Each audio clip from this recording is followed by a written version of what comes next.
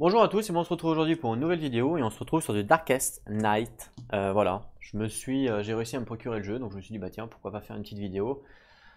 Voilà, ça va être toujours sympathique. Donc c'est le même auteur que Shaun of the Dead. Alors je sais plus exactement Euh, c'est qui d'ailleurs tiens, bonne question ça. Je sais plus.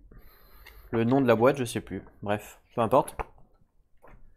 Donc du coup, ben voilà, je me suis dit je vais faire une petite vidéo, surtout qu'on m'en avait demandé sur ce jeu-là, je me suis dit pourquoi pas. Alors je vous signale que c'est une vidéo découverte puisque je n'y ai jamais joué, donc c'est la première fois que je vais jouer avec vous. Il y avait pas mal de choses à montrer sur le jeu, il y a le plateau déjà que vous pouvez voir ici, le plateau qui est quand même assez grand. Alors il y a une petite particularité, c'est que de l'autre côté de cette face-là, bon je peux pas l'enlever, enfin parce qu'il y a les pions et tout, mais de l'autre côté de cette face-là, il y a le plateau mais en beaucoup plus petit. Alors j'aurais pu le mettre, mais bon c'est quand même plus... Ouais, c'est quand même mieux de jouer en plateau plus grand. Donc ici, il y a les personnages qui commencent dans le monastère, et ici, il y a donc le nécromancien qui commence dans les ruines. Et voilà. Donc le but du jeu, c'est quoi? Parce que vu que c'est une vidéo de découverte, je vais essayer d'expliquer un petit peu les règles. Le but du jeu, c'est très simple. C'est de... Alors, on a deux façons de gagner. C'est de soit de tuer le nécromancien qui est là. On le tue, voilà, terminé, on n'en parle plus. Et la game est gagnée. Soit on récolte, en fait, vous voyez ici, il y a des reliques. On récolte des reliques et donc il faut qu'on en récolte 3 et on les ramène au monastère. Et si on arrive à faire ça, ben on gagne aussi la partie. Donc voilà les deux façons de gagner, c'est on ramène des reliques 3 au monastère ou on tue le nécromancien. Le nécromancien il est là pour nous embêter. Voilà, il nous laisse pas faire ce qu'on veut évidemment. C'est un peu notre ennemi. Faut le comparer un petit peu à l'œil de Sauron, c'est-à-dire qu'il voit tout, il sait un peu tout ce qui se passe dans le royaume. Voilà. Donc c'est un petit peu l'œil de Sauron dans le Seigneur des Anneaux. Et ben c'est un peu le même principe. Frodon, quand il a l'anneau, il veut essayer de se cacher de l'œil, donc il faut absolument pas qu'il mette l'anneau, parce que sinon il se fait détecter. Et ben là, c'est un peu le même principe dans le jeu. Il faut pas qu'on se fasse détecter, parce que si on se fait détecter, ben, le nécromancien va venir à nous et il va potentiellement pouvoir nous tuer, et c'est compliqué quoi. Alors, ce que j'ai fait, c'est que j'ai fait une caméra au niveau du plateau, avec, bah voilà, comme là, vous la voyez là, et une caméra au niveau des personnages, parce qu'il y a énormément de personnages, enfin il y en a 4, on joue qu'avec 4, même quand on joue solo. Ce qui fait que si j'avais mis par exemple les personnages devant ici, enfin de toute façon j'ai pas assez de place, mais si j'avais eu assez de place, j'avais mis les personnages devant, j'aurais dû faire trop de mouvements de caméra et ça me plaît pas trop de faire autant de mouvements de caméra. Donc ce que j'ai fait, c'est que j'ai mis les plateaux là. Au-dessus, vous avez les cartes, voilà, donc toutes les cartes ici. Bah, ça, de toute façon, on s'en fout un peu. Et après, bah, donc sur l'autre caméra, ce que j'ai fait, c'est que j'ai mis, hop, je vais vous montrer, j'ai mis les personnages. Voilà, donc là, vous pouvez voir les personnages. Alors, je les ai tirés au hasard, hein, j'ai pas choisi. Donc, il y a ici le chaman, on a ici le wind dancer, ici, on a le knight, et ici, on a le rogue. Voilà, donc on joue avec 4 personnages dans le jeu. En temps normal, donc là, vous voyez que j'ai mis des petits cubes, parce qu'en temps normal, c'est des petits pions qui nous donnent. C'est des pions comme ça, mais je trouve pas ça vraiment très pratique. C'est des pions comme ça qui nous donnent. Je trouve pas ça très pratique parce qu'en fait, quand ils sont l'un sur l'autre, bah, c'est plus gros que la case. Donc vous voyez, ça se chevauche pas très bien. Et ça a tendance à bouger. C'est pas top. Donc j'ai mis des petits cubes, mais c'est exactement la même chose, hein. Donc voilà. Donc justement, ces pistes-là, c'est important de savoir quand on commence le jeu. La première piste ici, qui représente une sorte d'ange ou je ne sais pas quoi, c'est, je vais vous montrer le petit symbole. Le petit symbole, c'est ça. Alors là, je suis pas en focus. Voilà, bah, c'est bon. Voilà le petit symbole. En fait, ça, c'est considéré comme des points de vie. C'est comme des points de vie que l'on a en fait. À chaque fois qu'on va devoir mourir, entre guillemets, ben ça va descendre. Et si par contre on est à zéro et que l'on doit mourir, ben là on meurt vraiment. Voilà. Donc cette piste-là, c'est plus par rapport aux points de vie. Mais c'est pas totalement dans le livre de règles, ce n'est pas totalement dit que c'est des points de vie. C'est simplement dit que bah voilà, on meurt en fait et on se fait ressusciter entre guillemets quoi. Et la deuxième ligne ici, c'est justement la ligne de furtivité. C'est-à-dire qu'il faut essayer de rester furtif le plus possible pour le nécromancien, comme je vous ai dit, pour pas qu'il vienne nous voir, entre guillemets. Et ben cette ligne-là, c'est de la furtivité. Donc là, chaque personnage évidemment commence suivant sa classe différente, donc à des valeurs différentes, hein. Elle, par exemple, elle commence à 6. Et en fait, cette piste-là s'appelle la piste Secretly, un truc comme ça. Ouais, c'est ça, ouais. la piste Secret Sea. C'est la Secret Sea Tracker. Donc moi, je vais pas vous dire Secret Sea Tracker pendant 1h30 dans la game. On va l'appeler autrement. On va dire que c'est la piste de furtivité. Voilà. Donc la piste de furtivité, parce que c'est un peu le même principe. Hein. Donc ça, c'est la piste de furtivité. Voilà, ok. Donc la piste des points de vie et la piste de furtivité. Voilà, ça sera beaucoup plus simple que je parle comme ça. Parce que si je commence à faire mon accent anglais tout pourri, vous allez vite couper la vidéo. Et ce que j'ai fait, c'est que j'ai mis les events ici, puisque les events sont tirés par les héros quand ils vont jouer. Donc je me suis dit comme ça, je ne vais pas les oublier. Alors chaque héros a une particularité, c'est que chaque héros a un build prédéfini, enfin un build bien spécifique à lui-même. C'est-à-dire qu'on n'a pas deux mêmes héros qui se jouent pareil dans le jeu, ce qui est cool. Sachant que des héros, il y en a à peu près 29 dans le jeu, donc vous voyez que c'est quand même énorme. Hein. Il y a énormément de héros, c'est d'ailleurs la force du jeu. C'est que vu qu'il y a énormément de héros, il y a beaucoup de gameplay différents et du coup c'est cool de les découvrir. Au début, ils nous disent de prendre toutes les cartes que vous pouvez voir ici. Donc toutes les cartes avec un symbole en haut à gauche, en fait ça indique les pouvoirs de départ, parce que il y en a certains qui n'en ont pas. Vous voyez, comme celui-là, il n'a pas de symbole, donc ce qui fait que c'est pas un pouvoir de départ. Et donc ils nous disent de choisir, parmi tous ces symboles, tous ces pouvoirs-là, ils nous disent de choisir 3 pouvoirs. Voilà, 3 pouvoirs. Ok. Alors, par exemple, elle, alors ça c'est une tactique. Roll un win die, donc un dé. Ensuite, on fight avec un dé. Ok, donc elle va jouer avec les win die. Donc ça, c'est une tactique. Les tactiques peuvent être utilisées pendant les combats, en fait. Donc ça, c'est aussi une tactique. Et ici, on a une action. Donc une action, c'est ce qu'on va pouvoir faire. Les bonus, on peut les utiliser n'importe quand du moment qu'on fait ce qui est indiqué. Et voilà. Et là, c'est pareil, une action. Donc qu'est-ce qu'elle a, elle? Pour la première, le Wind Dancer. On nous dit, comme action, on peut roll un dé, le Wind Die, et ensuite on peut voyager. Voilà ce qu'on nous propose. Et suivant le résultat du dé, eh ben, on va gagner, on va avoir des choses. Donc par exemple, là, si on fait un 6, on va gagner justement un point de vie. Ça, c'est sur l'arbre des points de vie. Là, on va pouvoir bouger une fois de plus. Là, on va pouvoir gagner justement un en furtivité. Et là, on va pouvoir refresh un power. Donc ça, c'est la première capacité qu'on me propose. Le Slipstream, comme action, je peux... en fait, c'est un voyage. En fait, c'est un voyage, sauf qu'elle va lancer un dé en plus. Le deuxième pouvoir, on me dit que c'est un bonus, que je peux exhaust cette carte-là. Ce que je vais faire, c'est que je vais passer sur l'autre caméra, parce que vu que c'est là, je contrôle pas le focus. Je vais passer sur l'autre caméra. Donc, hop, comme ça, on va pouvoir mieux voir les cartes. Je vais contrôler le focus. Voilà. Voilà, comme ça, il n'y a pas de problème. C'est mieux. Et ce que je vais faire, c'est que je vais mettre le personnage en bas. Alors moi, j'ai prévu une petite caméra pour ça. Hop, voilà. Comme ça, vous pouvez voir le personnage ici, donc à droite. Donc c'est celui-là, là. Hop, celui-là. Voilà, comme ça, vous pouvez voir les cartes en même temps. Ok. Alors là, on nous dit d'exhaust, du coup. Ouais, exhaust pour après lancer un dé et suivant le résultat. C'est un bonus, donc ça, c'est pas mal, parce que vu que c'est un bonus, on peut le faire tout le temps jusqu'à ce qu'on exhauste. C'est pas une action, c'est ça que je veux dire. Et là, on nous dit clear cette carte et ensuite roll 3D et on place ces 3D sur cette carte. Quand on roll un Wind Dice, vous pouvez, en additionnant, utiliser les dés sur cette carte pour à la place des autres. Ok, c'est pas mal. C'est pas mal. Ici, tactique. Ah, on exhauste pour roll 2 Wind Dice et pour fight ou élude avec 2 dés. C'est pas mal. J'aime beaucoup elle. C'est une tactique. Je pense que je vais la prendre la tactique. Je vais prendre le Thunderclap. Donc ça, je le prends en premier. Ok, donc je vais le mettre ici. Son premier pouvoir.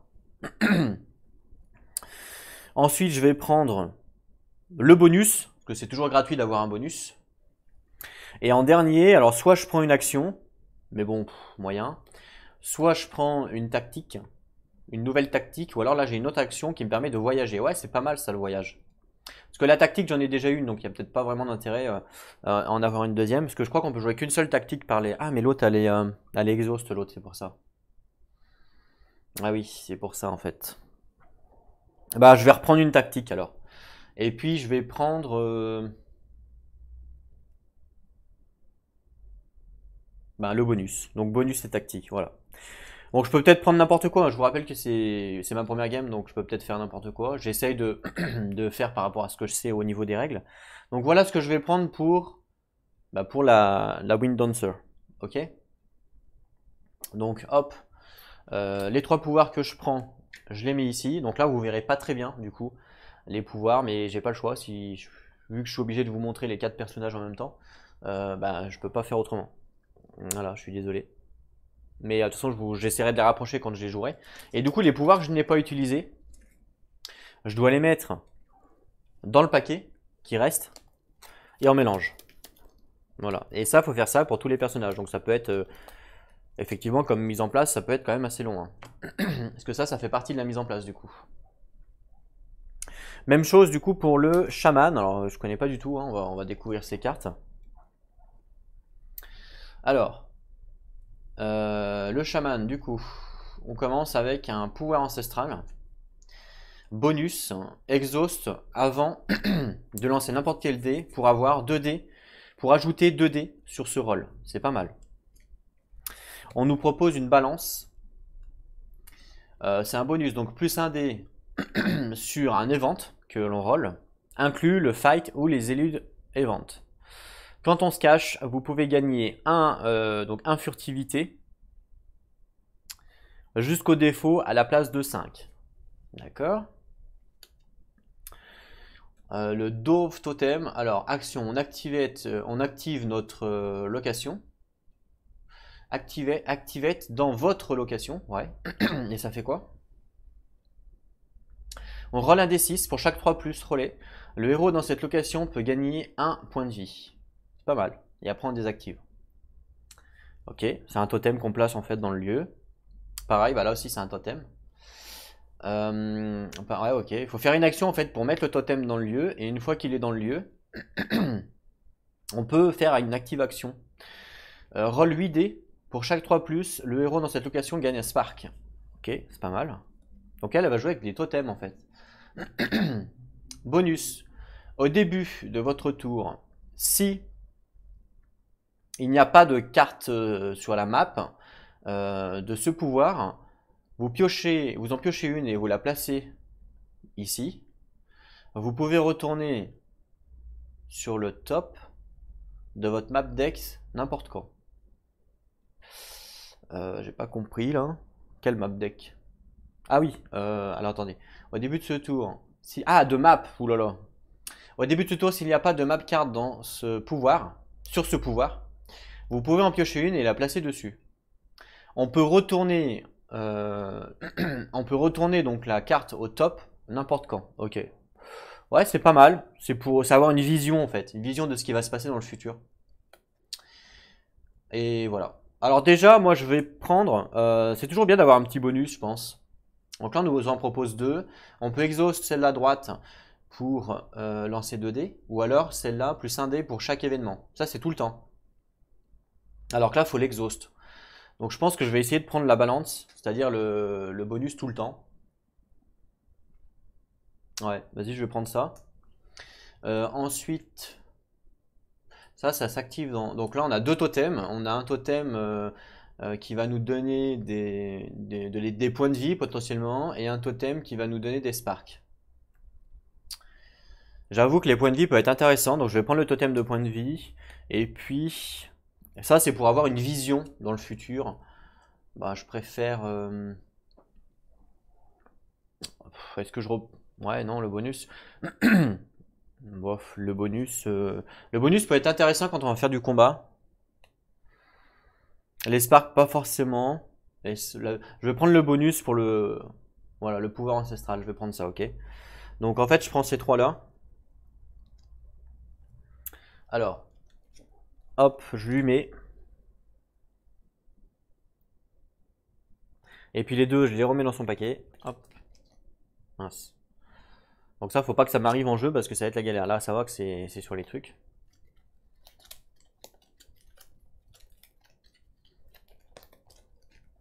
Ok. Voici les 3 pouvoirs de notre chaman. Donc, notre Wind Dancer, notre chaman. Ok, jusque-là, tout va bien. Alors, je sais pas si vous arrivez à lire, mais je pense pas, non, c'est un peu trop loin. Ensuite, on a ici le Knight. Alors, le Knight, pareil, alors je connais pas, hein, pareil. Hop, je vais prendre ces cartes, on va les découvrir ensemble. Ah, par contre, le Knight, alors faut changer de caméra parce que du coup, le Knight il est en bas, il est pas en haut. Hop, voilà. Alors, il nous propose une charge. Hein. Donc, le Knight il est ici. Hein. Ok. Donc, il nous propose une charge tactique. On fight avec 2 dés. C'est intéressant parce que le fight est important. On nous propose mince. Ouais, un ride, je sais plus comment dire en français. Alors, on peut bouger 2 fois, mais on gagne pas de. Ah, c'est bien ça. C'est pas mal ça. On peut bouger 2 fois, mais on gagne pas de furtivité. Ok, action. Si le no off est activé, sont activés, on l'active jusqu'à ce qu'il s'arrête. Ouais. Attends, quand on l'active, ça fait quoi ça? Plus 2 dés quand on fight, quand on combat. Un Blink. Fulfill, Destroy a Blink, vous gagnez 1. Et Break, entrer dans le monastère, you lose 1. J'ai pas compris. J'ai pas compris. J'essaie de bien comprendre vu que je connais pas le jeu. En gros, on fait une action et on l'active. Ok. En gros, c'est ça. Ouais, ok. Jusqu'à ce qu'il se casse. Break, c'est cassé. Et Fulfill, c'est. Comment dire? Bah, je sais pas trop comment le traduire. Donc, quand on l'active, quand il est activé, en fait, Fulfill, c'est on le casse quoi. Enfin, c'est pas on le casse, c'est il se rompt. Voilà, en gros. Plus 2 dés quand on fight, quand on attaque un blint. Justement, il se rompt, on destroy, on tue le blint et on gagne 1 de vie. Et le break, on rentre dans le monastère, you lose. Donc quand on rentre dans le monastère, je pense qu'automatiquement on perd 1 point de vie et il se casse. Par contre, donc, je pense que c'est ça. Donc quand il est actif, on gagne tout le temps 2 dés quand on attaque. Jusque là tout va bien. Si jamais on rentre dans le monastère, il se casse. Et donc on perd 1. Par contre le fulfill, c'est ça que je comprends pas. Je sais pas. Détruisez un blink, vous gagnez 1. À quel moment le fulfill s'active? C'est ça que je sais pas. Je vais regarder sur le livre.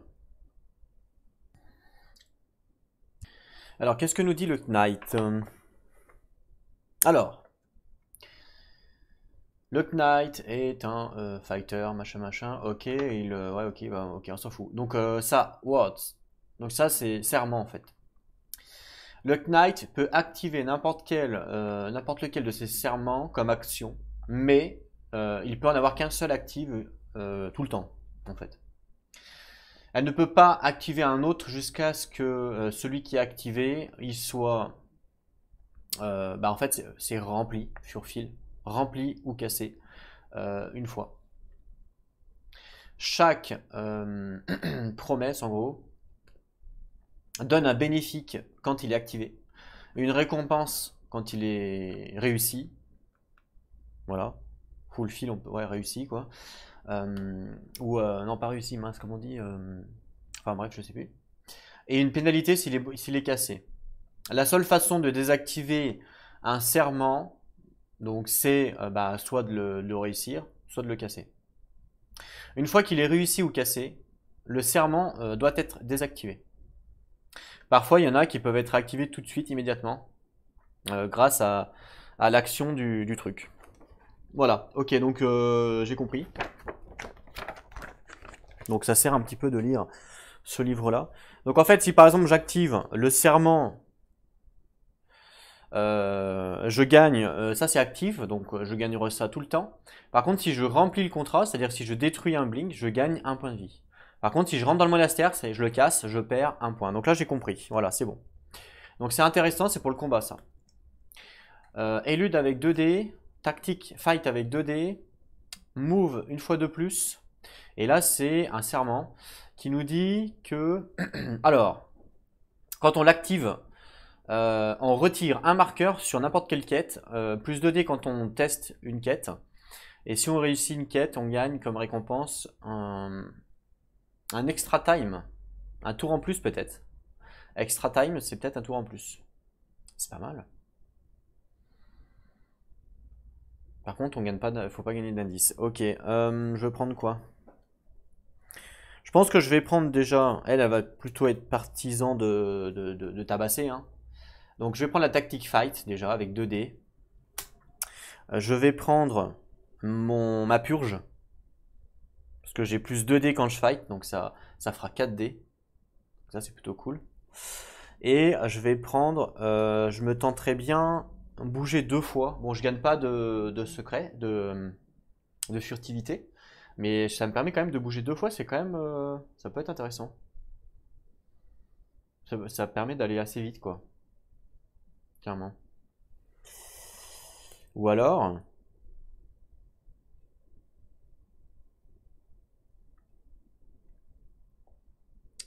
De chaque quête, ah ouais, c'est quand même pas mal ça aussi. Hein.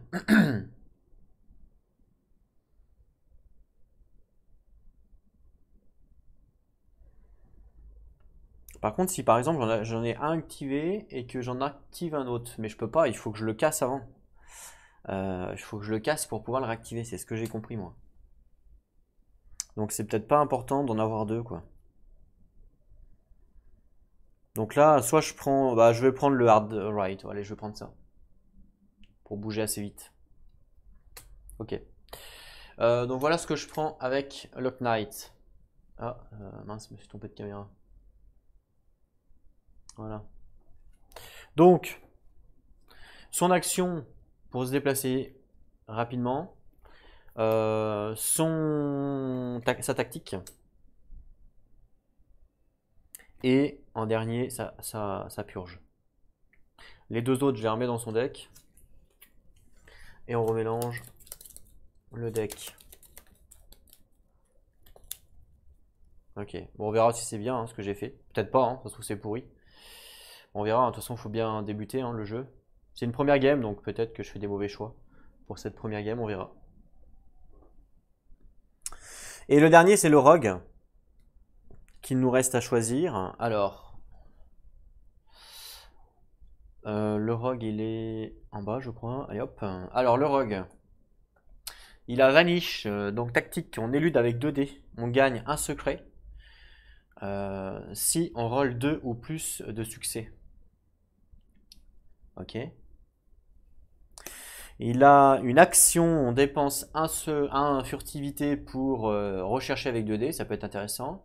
Et il a une action pour dépenser un de furtivité pour bouger dans une location adjacente. Et ensuite, on fait une action différente, ça peut être très bien ça. Et autrement, il y a une autre action pour exhaust, pour bouger, encore bouger du coup pour cette fois-ci gagner 2. Ok, ça peut être bien. Bonus en exhaust à n'importe quel moment pour gagner 1. Ah, c'est bien ça. Tactique, on dépense 1 pour fight avec 3 dés. Ah ouais, intéressant ça. Ah, il a des trucs vraiment intéressants lui. Hein. C'est une sorte de semi-combattant pareil, comme le Knight. Ça m'intéresse la tactique pour 3D là. Fight avec 3D, ça m'intéresse, donc je vais le prendre. Élude, non. Rechercher avec 2D. Ça m'intéresse. C'est-à-dire que je peux me déplacer et après je peux faire une autre action. C'est très fort du coup en gain de temps. Et le bonus pour gagner, je vais prendre ça parce que j'ai l'impression qu'il a l'air quand même. Il a l'air de jouer avec sa furtivité. Donc un petit bonus pour en gagner quand je veux. Ça peut être sympa. Voilà. Bon bah voilà. Pour les pouvoirs de tous les héros, vous voyez, c'était assez long. Mais voilà, il faut ce qu'il faut. Ça fait partie du jeu. Hop. Alors, lui il a 7 en plus de furtivité, c'est pas mal. Donc je remets ces 2 cartes dans son deck. Je mélange. Et puis on va pouvoir comment... Ah non, il reste plus qu'un truc pour finir la game. Je vais vous montrer ça. Hop, voilà. Donc là, on va pouvoir, pour les personnages en tout cas, tout est fait. Alors je vous rappelle que j'ai tout tiré aléatoire, hein, donc Shaman, Wind Dancer, le Knight et le Rogue, ok. Elle a deux tactiques, lui il a une tactique, lui une tactique, ouais c'est pas mal, c'est pas mal. On retourne sur la map. Alors, sur la map, on a même pas besoin de ça, voilà. Donc sur la map ici, on a, ça c'est le Shaman, ici.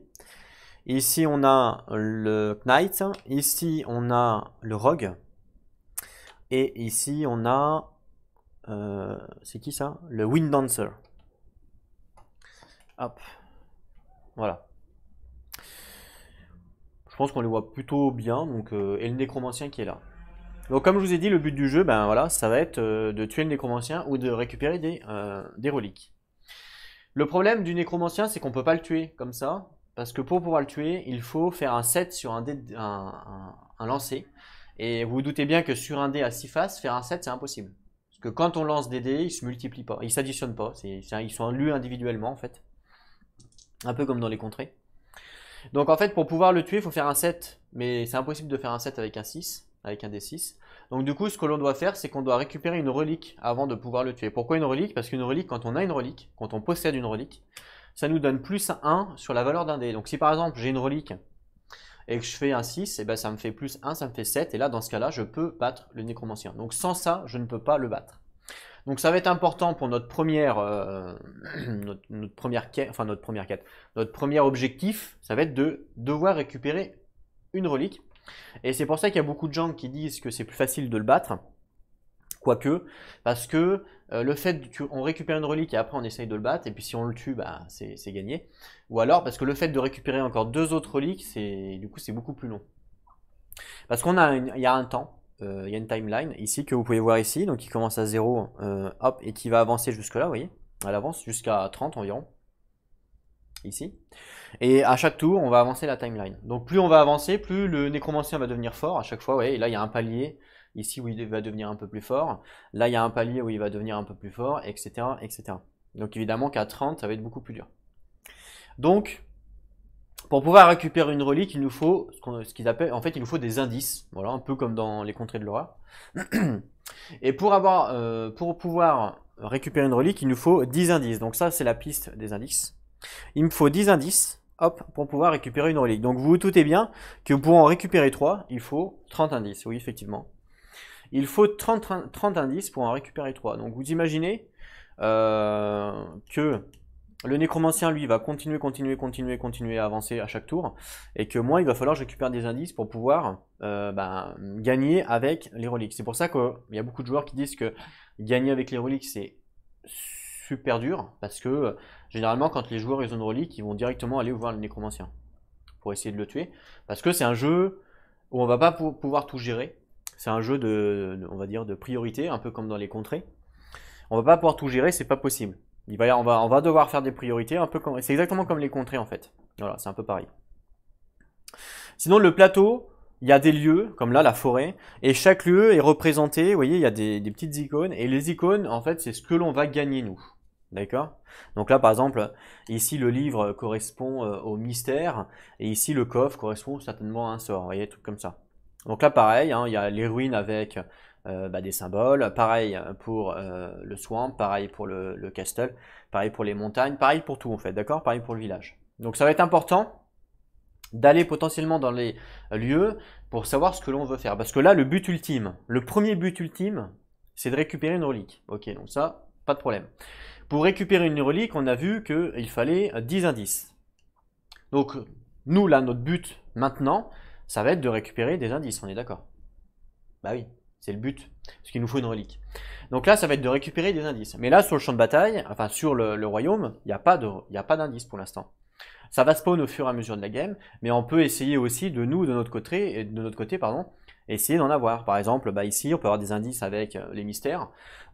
Ici aussi, vous voyez, donc on peut essayer d'aller fouiller dans des lieux pour essayer de gagner pour des indices pour pouvoir avoir une relique. Faut vous dire que c'est exactement comme les contrées quand vous êtes dans un lieu que vous allez faire une rencontre, c'est pareil.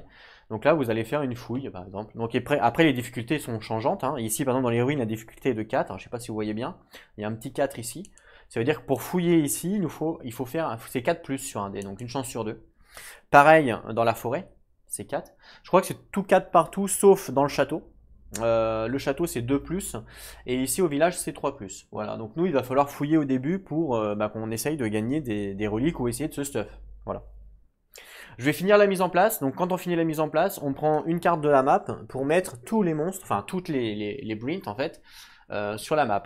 Alors voici toutes les cartes map. Et alors j'en prends une au pif pour vous montrer, après je couperai. Et en fait ils nous disent que l'on peut classer notre jeu suivant des codes couleurs, ici qu'on voit en bas à gauche, ici, suivant comment on veut jouer. Alors, si je vous montre par exemple le livre de règles, pour vous donner un exemple, il nous donne des codes couleurs pour jouer de façon différente, suivant la difficulté, suivant ce que vous voulez pas. Donc thématiquement, ça peut apporter quelque chose si vous êtes par exemple intéressé. Donc voici les codes couleurs. Par exemple, le violet, c'est la spiritual warfare, donc il n'y aura pas d'ennemis. Par exemple, entropie, overrun, voilà. Il y a plein de... La chasse, donc la chasse, il y aura beaucoup d'ennemis, par exemple. Donc il y a plein de codes couleurs comme ça. Et moi, ce que je vais faire, c'est que je vais jouer en mode toutes les couleurs. Ici, ils nous disent, on met tout. Voilà, on se prend pas la tête.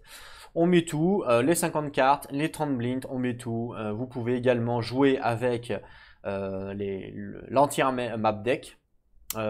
Pour un maximum de variété. Voilà, bah moi je vais faire ça. Donc je vais jouer avec un maximum de map deck pour un maximum de variété, même si ça rend le jeu quand même plus dur, puisqu'on voit ici, il préconise, pour une première game, il préconise la couleur verte. Voilà, recommandé pour votre première game. Bah écoutez, moi je vais quand même jouer avec toutes les couleurs, pour le fun, voilà, pour la variété. Je trouve ça assez cool. Allez, je coupe. Et on met en place, hop. Ok, donc pour mettre en place, c'est très simple. Je prends une carte et je résous tous les lieux sauf le monastère. Ok, allez, c'est parti. Par exemple, à la montagne, on nous dit qu'il y a un shade. Donc c'est un blink qui est jaune et les blinks jaunes, c'est des ennemis. Donc là, on nous dit qu'il y a un shade dans la montagne. Ok, donc je récupère un shade. C'est ça. Voici un shade. Et alors faites voir. Voilà le shade. Il a 5 de... Si je veux le tuer, il faut faire un 5 plus sur le dé. C'est en bas. Donc en fait, les ennemis, il faut essayer de les lire en 2 fois. C'est-à-dire, on coupe en... En fait, vous voyez l'image, bah, vous coupez en 2. En bas, c'est quand moi je l'attaque. Et en haut, c'est quand lui il m'attaque. Parce qu'il y a une différence. Quand moi je l'attaque, c'est quand je fais une action d'attaque, on prend ce qui est en bas. C'est-à-dire qu'il me faut que je fasse un 5 plus pour pouvoir le tuer. Et si jamais je rate, il me fait un dommage. Il me tue une fois en fait. Donc je vais pouvoir me faire ressusciter comme je vous avais dit avec le truc des points de vie. Donc on va dire un dommage. On va dire que ça c'est un dommage normal. D'accord? Donc ça, toute la partie en bas, c'est quand moi je vais l'attaquer. Donc il faut que je fasse un 5 plus. Donc 5 plus, c'est pas anodin. Hein. Sur un dé à 6 faces, c'est 33% de chance. Donc c'est pas nul. Et toute la partie du haut, c'est quand lui va m'attaquer. C'est-à-dire que quand je vais finir mon tour sur une case où il y a un monstre, automatiquement, en fin de tour, il va m'attaquer. Et là, je vais avoir le choix. Soit je pars en combat avec la valeur de bouclier, soit je pars en élude, donc c'est-à-dire en esquive, avec la valeur de l'œil. Vous voyez à droite. Et donc pareil, je vais faire un test, encore une fois. Pareil, il faut que je fasse un 3+ pour réussir à me défendre. Et il faut que je fasse un 5+ pour réussir à l'esquiver. Si je réussis, bah, il ne se passe rien, il n'est pas mort, puisque c'est pas une attaque que moi j'ai fait, c'est une défense, on est en haut. Et si je rate, eh ben, je prends le malus qui est là, c'est-à-dire bah, je perds un point de vie. D'accord? Donc voilà, il faut bien faire la différence entre moi quand j'attaque, c'est en bas, et quand je me fais attaquer, c'est en haut. Ok? Et après, quand on se fait attaquer, on choisit, soit on part en mode combat, soit on part en esquive. Après, c'est au choix. Ok? Voilà pour l'explication un petit peu d'un ennemi. Donc les ennemis, ils sont jaunes. Donc le shade, il arrive dans la montagne. Donc la montagne, c'est ici. Donc je le mets ici, dans la montagne. On a un shade. Voilà. Tiens, d'ailleurs, je vous ai pas dit comment on fait pour perdre. C'est intéressant quand même de savoir comment on fait pour perdre. Pour perdre, ce serait très simple. C'est que tout au long de notre partie, on va avoir donc des blinks. Les blinks, c'est ça.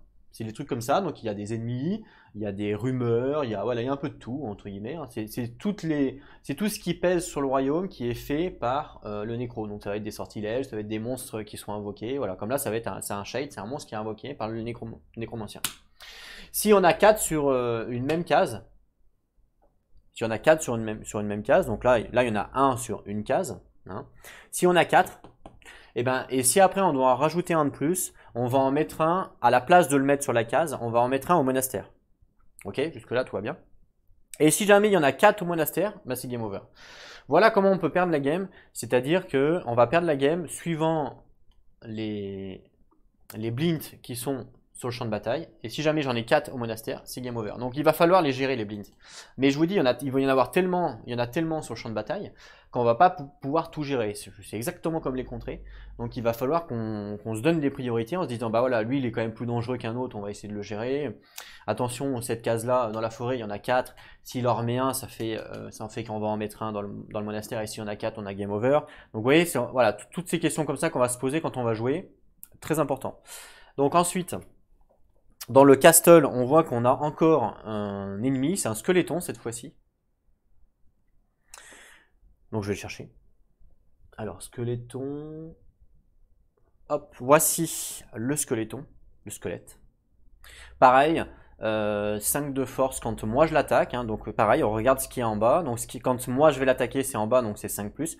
Et lui, quand il va m'attaquer, c'est soit je me défends avec la force, soit je l'esquive. Voilà. Donc il est un tout petit peu plus fort en termes quand lui va m'attaquer que par rapport au Shade, parce qu'il a 4 et 4 au lieu de 3 et 5. Mais sinon, pour moi, le tuer, c'est exactement la même force qu'il me faut. Hein. Donc c'est pour ça que ça va être important d'avoir un maximum de dés, parce que faire un 5+, avec un dé, c'est 33%, c'est compliqué. Donc ça, il y a un ennemi qui arrive au castle, au château. Ok. Au village, on me dit que j'ai un zombie. Je vais chercher un zombie, j'ai l'impression que j'ai une carte où il n'y a que des ennemis. Un zombie, pareil, 5+. Voilà, 5 et 3 quand lui m'attaque. Ok, bon, jusque là, tout va bien. Ensuite, Swamp, c'est... Ah, c'est encore un Shade au Swamp. Donc je reprends un. Hop, encore un ennemi du coup, qui est ici. Voilà. Ensuite, Forêt, c'est un zombie. Forêt zombie. Ah, du coup, on a vraiment une carte où il n'y a que des ennemis, quoi. Forêt zombie. Et puis, ensuite, les ruines, il y a un squeletton. Squeletton. Ruine. Ruine, c'est ici. Squelette, voilà. Donc en fait, là, il y a des ennemis de partout. On commence notre game avec des ennemis de partout. Et suivant ce que vous allez piocher comme première carte, il y en a quand même beaucoup dans le paquet, bah, vous allez jamais commencer votre game pareil. Donc déjà, vous avez vu que en termes de rejouabilité, c'est quand même important parce que les games ne seront jamais toutes pareilles, suivant votre mise en place, suivant ce que vous allez faire, tout ça. Et suivant les héros que vous allez prendre, ils vont pas avoir le même gameplay aussi entre eux. Et ça, c'est intéressant, c'est vraiment intéressant. Vous voyez, donc là, les codes couleurs, par exemple, pour cette carte-là, on me dit que bah, c'est jaune, c'est rouge, c'est vert, c'est bleu. Il y a 2 couleurs qui ont pas été pris, quoi. Ok, donc ça c'est fini pour la mise en place, je la défausse la carte, on n'en a plus besoin. Et là on a vraiment terminé la mise en place. Pour le coup là, la mise en place est terminée, on peut commencer le jeu. Voilà. Est-ce que j'arrête là La question c'est est-ce que j'arrête là et puis je fais un épisode 0 de mise en place. Je pense que ça peut être intéressant. Je pense que je vais peut-être faire ça, ouais. Et puis comme ça je commencerai l'épisode 1 avec un nouvel épisode tout simplement. Ouais, je pense que ça peut être intéressant. Pour ceux qui veulent pas forcément voir la mise en place, ça leur permettra d'aller directement à l'épisode 1. Parce que je sais qu'il y en a qui aiment pas trop. Ok, bah je vais couper la vidéo là. Alors je vous remercie à tous d'avoir regardé. On se retrouve donc très bientôt pour l'épisode 1, c'est-à-dire le début de la game. Je vais essayer d'expliquer un petit peu les règles, puisque je vous rappelle que c'est une partie découverte et que vous découvrez avec moi en même temps. Donc le but c'est quand même d'expliquer les règles pour que vous compreniez qu'est-ce qui se passe, hein, ce qui est logique. Je vous remercie à tous d'avoir regardé. On se retrouve donc très bientôt pour une nouvelle vidéo. En attendant, prenez soin de vous et n'oubliez pas, jouez à vos jeux. Allez, à plus tout le monde.